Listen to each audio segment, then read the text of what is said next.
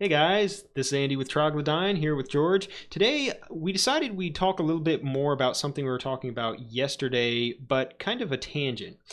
We were talking about how certain strategies could be seen as perhaps less beneficial to you than doing something that's really a low chance of success, like, say, buying a lottery ticket. That hit to us on some other themes that we've talked about before as it regards risk, calculating risk, and making investments in sorts of things that you want to do, and how all that can work out. Yeah, essentially, the biggest problem I see, at least in corporate and projects, and sometimes you see this in the entrepreneurial world as well, especially when people are starting out, is they have a fundamental misunderstanding of how risk actually works, right? And that's mostly because people focus on one side of the risk equation while forgetting the other, and it's usually one or the other. It's not that they're reliably choosing one or the other. It's just that they hyper focus on one rather than the other side of it. And these two sides I'm talking about are essentially, number one, what is your risk of failure? And then number two is, what is the expected return if you succeed? And so, most of the time in corporate, what I see people focus on is, what are the chances we fail, because they almost never know the answer to the other side of the coin because of the budgetary based process they're a part of. They don't really have market forces giving them the kind of feedback they would need to actually calculate a reasonable expected return. And so it sort of baffles me that we do so many projects where we really can't quantify how the risk actually matters, because if you can't put a dollar amount onto how well is this going to succeed, why are you even doing it as a business? It just doesn't make a whole lot of sense. Well, it certainly is a pure gamble in that sense where you don't actually know the odds, which a certain type of person, that's actually really exciting to do, not knowing the odds and that sort of thing. But it's not exactly a stable business model, you Yeah, know? and especially when you see established and well done businesses doing this repeatedly, especially like that. That's sort of how maintenance on cash cows ends up being done routinely, where it's there's no clear answer here as to, other than, some customer complained about this. Well, that's great. Did he unsubscribe? No. Then why are we doing it? You know, there's Yeah, I there's mean, because or is the competition doing it? No. Well, then why are we doing it? yeah, and in many respects, complaints like that you can pretty much just let go over your back like you're a duck in the water kind of thing, because what that's really signaling is that they're emotionally invested in your product, which we've talked about before. Yeah. If there's no real alternative to them not buying your product or subscribing to your service or whatever, they'll probably stick with you. Yeah, and so I think that the probably the way out for most of these companies that are doing these internal projects to get a firmer grasp on, say, the expected return of their projects, that's going to have to be something more along the lines of uh, essentially an experiment with regard to, if you have something that you're, like, say, doing maintenance on, you have to look at, well, what happened when I introduced this thing I was maintaining in the first place? What happened to revenues then? Because the idea would be that if you don't do the maintenance here, you will lose the revenues that were implied by introducing the feature in the first place, right? That would be your expected loss, which expected loss, expected return, they're just different sides of the same coin, right? Right, but you can use both sides of those coin to calculate an internal rate of return based on worst case and best case projections. And yeah, when we talk about a rate of return, you have to understand that basically this chance of success and expected return, the idea here is that you're going to be doing attempts repeatedly, okay? That over time, you would expect to have a positive rate of return if you keep doing it, even if sometimes you fail, okay? Right. And that's certainly the best way to approach software projects, because they will fail. And in fact, apparently most of them fail, which sort of leads us into what is the sort of risk model for most software, especially when it's being written brand new. And that's sort of the model that I got familiar with whenever I first read about risk in college. There's a nice book called Against the Gods, which is sort of a history of how insurance got started. And it was basically transatlantic voyages. There was like a 15% chance the whole thing just went down into the deep and you were never getting your cargo back. So that was bankrupting businesses because they were just not able to handle that kind of disruption to their cash flow, right? Well, and they also had historical examples of what can happen whenever they don't do that from the Spanish Empire, who had piracy on their treasure fleets or them just sinking due to normal events that ultimately helped lead to the downfall of the Spanish Empire. Yeah, I certainly think that the Netherlands, was very much helped in their independence efforts by, the pirates and so forth. I know Piet Hein is quite a famous fellow for doing exactly that kind of thing. But those sorts of large losses on trips that are kind of big bang types of profits where you invest a lot, but then at the end you get a lot back, but that there's a huge chance that you lose everything. That's actually a great thing for insurance, and it's no surprise that they went for it in those times. Yeah, but when you think about like a software project, you can't really insure against that. What's the strategy that people actually have to take? And it turns out it's sort of the opposite side of the coin with regard to risky projects. What you instead want is very low investment, very fast iteration, and a high payout potential, essentially. Right, it's a lottery ticket. Yes, which is the core of agile methodology, where you're buying that lottery ticket again and again, iterating fast, failing fast until you find the winning ticket, so to speak. You find the winning combination that does what the customer wants, that is efficient, that does what you want, all those sorts of things that are inherent in the perfect, so to speak, product. And by perfect, I mean it's not Mr. Right, it's Mr. Right now. Yes. But regardless, it does enough of what it needs to do to be a real world beater as far as making profits. Yeah, and so when you look at things like in the high-flying finance world right now, the best exemplar of that approach is probably Taleb's outfit, Universa, which essentially they're buying way out of the money options on various different things. They're very cheap, but essentially they will sustain like negative 5% losses for years and years and years. And then like this year, they made a 4,000% profit, which, you can sustain a lot of lean years in between those if you want to get that. And the funny thing is that it's like it is exactly the inverse of the other very high initial investment, very low failure chance sort of scenario. So both of them can actually work. And when you're talking about scaling a business, it's essentially translating from the initial low investment, quick iteration to these sort of very high investment, slow iteration processes. And that's where I see a lot of firms, they have growing pains because they're trying to go from this very agile methodology while they're building a new product, and they've figured out they're starting to figure out the lottery ticket, and they've got subscribers, they have customers and things like that. But once you start to have that, then it transforms less from these lottery tickets into more of these large treasure fleets. Okay, and so you actually have to take things more seriously than you used to, which means that you're going to have a lot more staff, you're going to have a lot more scrutiny, you're going to have a lot more testing. And that is really the tough part, because nobody really knows where do I draw the line? How do I grow this where I don't ever hurt anybody? Because you can go overboard with this sort of approach too and play house. You can hire a whole bunch of employees, you can do a whole bunch of QA effort, but at the end of the day, the pesticide paradox still stands. Even whenever you have mature products like this, there's only so much you can test that is profitable. Which is why, frankly, if you're paying attention and you've got these sort of things, you have to realize that, well, I can use the same solution that other people used here, insurance, right? Especially when you've got enough money coming in and your product is big enough, and say you've got something like SLAs, service level agreements, things like that, or a warranty involved in whatever your product is.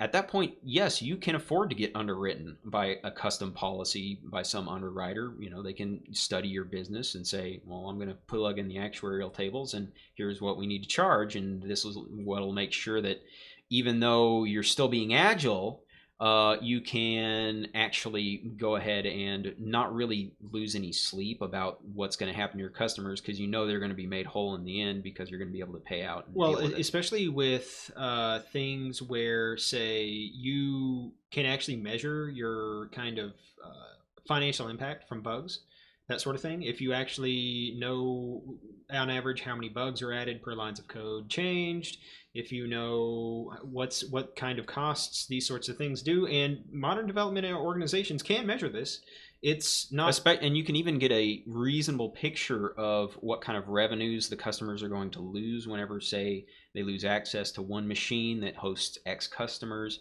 You can actually make those kind of impact assessments fairly straightforwardly. Yeah, and whether you have the type of war chest, like say Apple would, to self-insure in many cases, or you go for a policy or something like that, if you stay more lean, there are ways to work around that to keep everything going smoothly. Yeah, and so the other side of this is not necessarily in big corporate or large organizations. The question is like, for if I'm a small business and I have some little guy business model, like say I'm a drop shipper, or I do SEO affiliate marketing, or I'm a micro independent software vendor. We can sort of look at those business models and give you an idea sort of how this calculation actually works out. And it's interesting to note here, there's a reason why these sort of well-established business models, they all fit a specific mold, is because that makes it easier for you to quantify these risks and these expected returns. Okay, that's why trying a business model or something that isn't a variation on an existing business model is very, very high risk of failing. Because it's just you don't have a rational framework built yet for you to actually understand what the risk profiles are. So anyways, so if I'm like, say, a drop shipper, my whole business is basically built on getting my ad and my product essentially in front of a person before somebody else does. You're basically a car dealer, okay? Yeah. You're buying somebody else's thing and you're reselling it at a markup because you were capable of getting in front of whoever wanted it, their face, before anybody else, right? Yep. And possibly be more convenient, have these other sorts of add-on things that makes the customer experience better than they could get if they, say, just ordered it directly from the factory, right? Oh yeah, I mean, in many ways, this is very useful to factories that don't have very big marketing departments, or even software firms that don't have very big marketing departments, because effectively you're outsourcing your sales organization. Yeah, and when you look at the way their business model actually operates, it is indeed this risk mitigation strategy. It's basically, I have a set of ads that I put on a schedule, like say in Facebook or Instagram or any of these big social platforms, because that's really where most advertising goes on these days. And I just ruthlessly select for the ones that get me the most conversions, right? And that's basically exactly this winnowing risk process, because it's going to be very obvious every conversion is going to get you X amount of money, and every time something converts, that implies that you have a success rate. So you right away know what is my risk profile, right? So it's fairly straightforward for people to understand the business model and actually make money, supposing they're actually good at making ads and and doing selling. Yeah, which is a skill in and of itself that is a topic that people could talk on for hours and hours and hours. Yeah. Like the fundamentals are pretty easy to explain, but it's still the nuances and all that sort of stuff is an entirely different topic, which we could do a topic on that, because selling in the software industry is an interesting topic in and of itself. And especially whenever you're in small organizations, sometimes as a developer, you will be called on to be that role just because nobody else is around to answer the phone. Yeah, and when you look at other things like, say, SEO affiliate marketing, it's very similar to things like drop shipping. But the big deal is that instead of relying on actually doing advertising, you're hoping to get these organic click-throughs from search engines. You're basically making the trend your friend and just setting a big spider web up to catch people who want X thing, because they're like, I need X thing, I'm going to search for X thing, and then your thing pops up before anybody else, and basically you didn't have to spend any money, and somebody now buys your thing. But the problem is, that's even more of a lottery ticket than actually doing advertising, because advertisers, they're actually quite good at getting things in front of customer faces. And the processes by which somebody actually decides, I'm going to go get something, are by definition unknowable and unquantifiable, right? So that is going to be, while more lucrative, it's going to be more of a lottery ticket, and it's also harder to do in that, building authority in search engines takes time, it takes effort, it's a lot more investment for a lot riskier proposition, which is why you see a lot more people doing things like drop shipping rather than doing an affiliate marketing thing. And right, because doing that is a lot easier than building a brand, building an online reputation, essentially becoming a celebrity. in whatever that field is. Right, because that's typically where you see most influencers making money is through affiliate marketing. Yeah. And it's the same thing as, like, say, a large NBA star signing a deal with Nike. It's just on a smaller scale. Yeah, and but again, the returns are very high. The amount of money invested is very low. But when you look at things like drop shipping or car dealership, actually the initial investment to get that stuff done is reasonably low, especially when you consider the way that things are done with loans or in a car dealership, or for example, an advertisement. It's like you can spend $500 and you can figure out which ads work pretty quick and start making money right away. As to things like a small software vendor, it's even further down that chain of lottery ticket, right? Because your customers, you're not only going to have this sort of drop shipper idea in that you're going to be usually plugging multiple pieces of software together in the first place, which some of those might cost money, and then you're going to have to do a markup on that. And to be fair, you're going to need computer resources, and those are all just COGS, cost of goods sold, and you're going to have to mark that up. But then on top of that, you have to build reputation, you have to build search. It's essentially both of those disciplines fused into one and made even riskier, but even more high return when it comes to the amount of effort that you have to do long term. It's those sorts of things are very similar to what you would read in books like 4-Hour Workweek by Ferris, that sort of thing, where yes, it is a pretty high risk strategy, and a lot of people have criticized him for that in the past, that it's one of those, well, it's not quite a 4-hour work week until you get the ball rolling.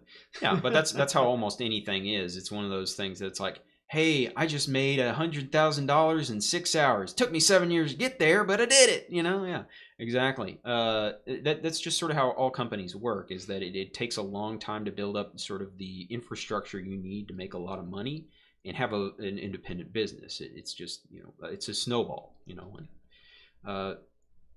when it comes to, so how do you get these big software businesses? Well, they were all micro ISVs at one time. They just happened to grow, get too big for their britches, That's really all there is to it. Yeah, and I mean, if you want to read good accounts of how you want to go from zero to hero as far as in a software industry that are well-documented cases, there are really good books out there about, say, the founding of Apple, founding of Facebook, or if you want one straight from the horse's mouth, the account of how Autodesk rose by John Walker on his own website is quite good. Mm-hmm. I actually like it a lot more than several professionally made books.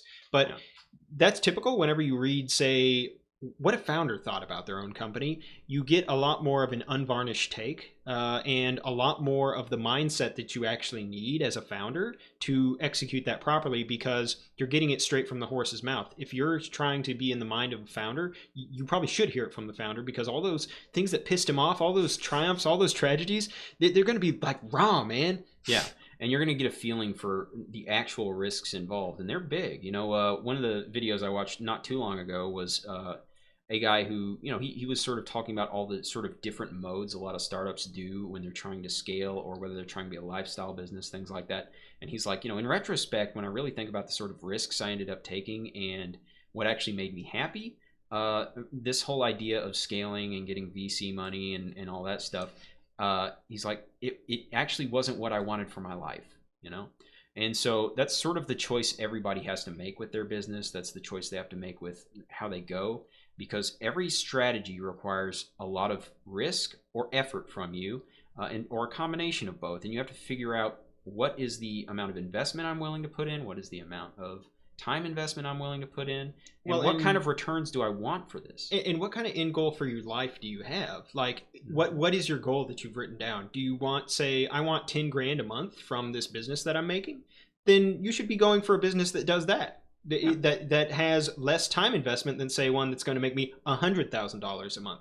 Yeah. Because, like, for most guys that are probably listening, watching this sort of thing, 10 grand a month sounds pretty damn good, doesn't it? Yeah, and the fact is that's eminently achievable with very little effort if you have large amounts of capital and, say, get into the landlord business. But if you don't have a lot of capital, you can spend a little more time and get into something like, say, drop shipping, and actually start to make some money. Or affiliate marketing, or you can get the ball rolling on all these sorts of things, or your own consulting house, that sort of thing. But the point is, all of these things are essentially just, how capitalized are you with regard to how little effort you're going to need to do. really, when it comes down to it, risk profiles and capitalization is really the name of the game. And the less work you do to actually maintain an income stream, the more it costs you to buy it. That's really all it is. It's going to be more in time, or it's going to be more in money. Because nothing in this life is free, and though the market is not efficient, as they would say, it's not. There is some efficiency to it, but it's not perfectly efficient because of knowledge problems. It is efficient enough that people generally know that these kind of high income types of things, they price them highly as such. It's not something that is easy to do without high capital. So yeah, and that's generally how it works. It's why you have that progression from low barriers to entry, but high risk and high time investment. Or very high barrier to entry but very low time investment. That's why these things are done. A lot of people, they sort of have no idea as to, well, why is it that a house costs $80 bazillion? Well, lack of modular construction and zoning laws have a lot to do with it, but really more of it has to do with just the whole. You can make a lot of money on real estate with not a lot of effort. Yep. That's why it's expensive. It's essentially you are buying time to do what you want, is really what you're doing with your money when you buy real estate. Or say like the holy grail of all investments, which is the triple net lease, where it's I don't do anything and you pay me money. Yeah, man. Right? So it's those things are like a big chain store owns like a Home Depot, and they pay you $40,000 a month, but you pay something like $6 million for the lease. It's one of those things. They are going to have to stay there a long time for that to pay off. But the fact is, people are willing to loan on that, and you can probably make a fair bit of squeeze in between there, right? You can get a cap rate that is profitable for you in the long term, and you're a happy boy. Yeah, you can see like videos of Ben Malla trying to pull that sort of stuff off, where he comes, say he gets 10 grand a month off the deal or something, even though it's from 40, but that's because he's plinking away 30 grand at the debt. Yeah, which who cares? You still come home with 10 grand. That's basically I ain't got to do shit. Yeah, I mean that's awesome stuff right there. That's just money in the bank. But on the other hand, most guys, they're not even going to be close to thinking about something like that. So they're going to have to do something like very high time investment. And when you're growing in your career, you want to stop trading your time directly for money, and you want to start trading your time for capital, because capital makes you money. Okay? Especially if, say, you're at a startup and you actually know you've hitched your star to something that is rising to the top. That is where it can really pay off. Yeah. It's also where, again, since we're talking about risk, you can be buying a lottery ticket. Yeah, you want to get a lot of stock in any kind of thing that you get with regard to a startup, but you also have to understand it's literally a lottery ticket. So having a lottery ticket also be your meal ticket is not exactly it can backfire on you. Like, the younger you are, the more attractive it is from a risk profile perspective, because you can build yourself up again. You still have time. You still have you're still learning too. But once you get, say, past your 20s, that sort of thing, you start to get where you're like, I don't know, I think I kind of want the money more. Yeah. So hopefully that sort of gives you guys a sort of view over the waterfront as to how risk works in the software business and sort of some of the mistakes people commonly make. Well, and just in general, some of the things that you can do as a developer, because a lot of y'all guys, if you're smart, you should be being paid pretty highly. We're talking, six figures if you actually know what you're doing, at least. So really, you're going to have money at your disposal. Maybe not, say, 10 grand a month money, but you're going to have quite a bit of money at your disposal if you're not frugal and not, blow it every weekend buying Gucci loafers. Yeah. So, and the big deal is you will have free money that you need to do something with, and you need to purchase capital that makes you more money. And a lot of people, they think, oh, I'm just going to plug it into the stock market or something like that. But you have to understand that is a very, very long-term bet, and it is also quite a risky bet. And it's a saturated market too, so your returns are not going to be as great. Yeah. If you put in the effort, even though upfront it's actually a little bit more effort to find local opportunities, like say local businesses that you can invest in, or real estate opportunities, that sort of thing. Or Now, of doing course, something like these little software businesses on the side. yeah, investing in those types of opportunities can often give you bigger gains because the knowledge problem, like I was saying, within markets is especially heightened in local markets. And a lot of times there's even like secrets, and literally, like, you got to know a guy who knows a guy who knows a guy to get into invest in this sort of thing. Which sort of comes back to the whole thing I was talking about earlier with like Universa, then buying these large out of the money options. Essentially, what they're doing is they are betting that people are making a mistake with regard to their quantification of risk. Okay, if everybody actually understood risk the way that the guys at Universa actually did, they couldn't make their money because the pricing of these options would actually be correct based on the long-term valuation that you could expect to get from this, because nobody likes to lose 4,000% in 1 year, which, if Universe is winning, somebody's losing on that side. And in this case, it's going to be an investment bank that was the one on the other side of that bet.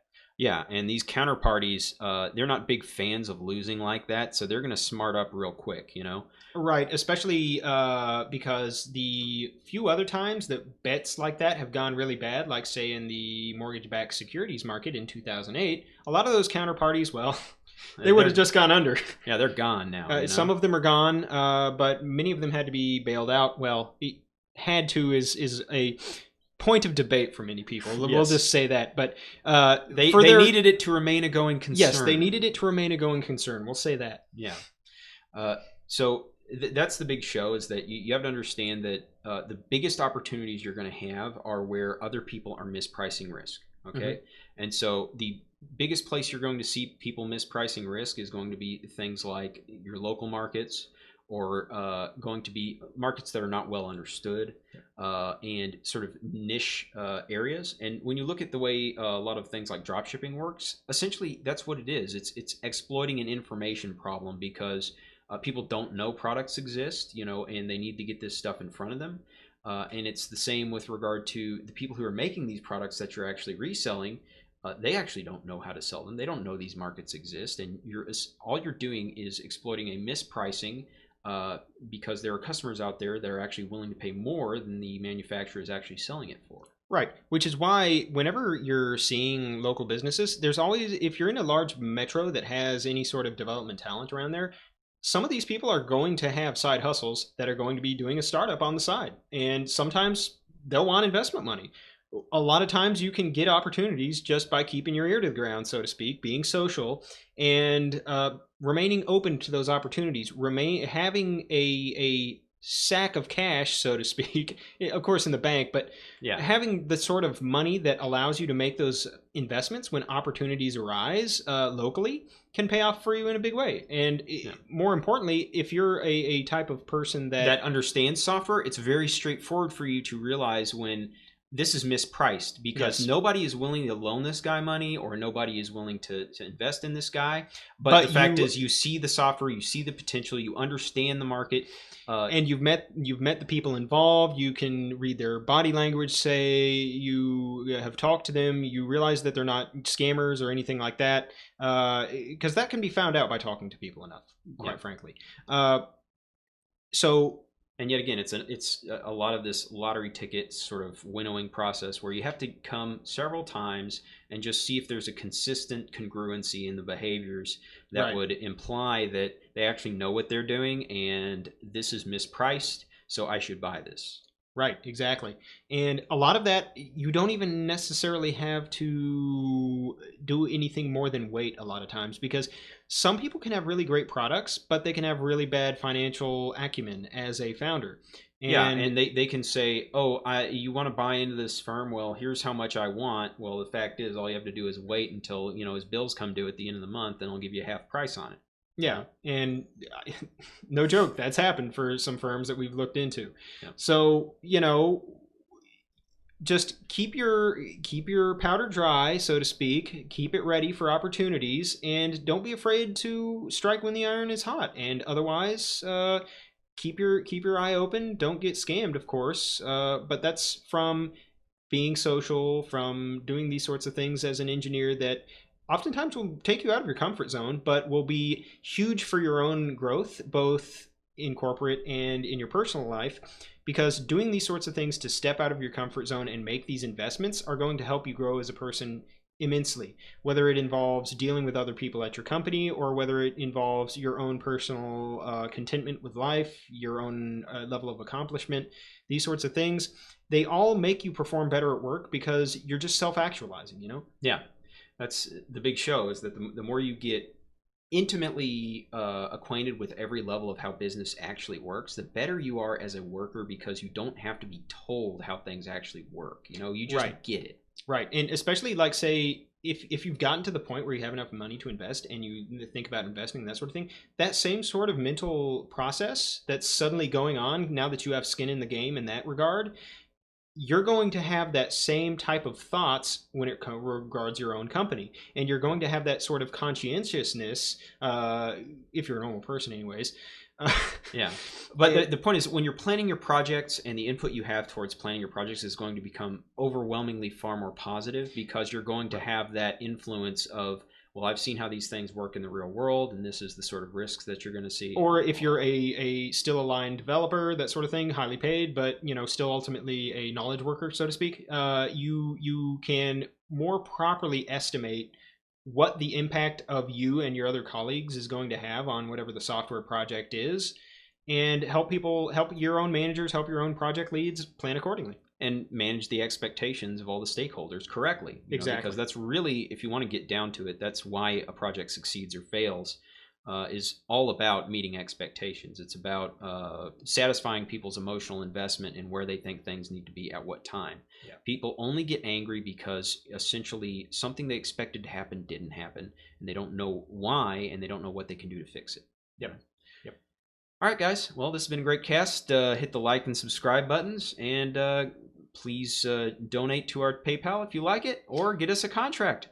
Yeah, or you can even shoot us a line. Let us know if this sort of stuff interests you. If you want to learn more, if you want to pick our brain about these sorts of concepts, we would be glad to set up even just an hour consultation to talk these sorts of things over with you in a Zoom call, something like that. That would be absolutely wonderful. Hit us up, please. Have a great night, guys. Yep.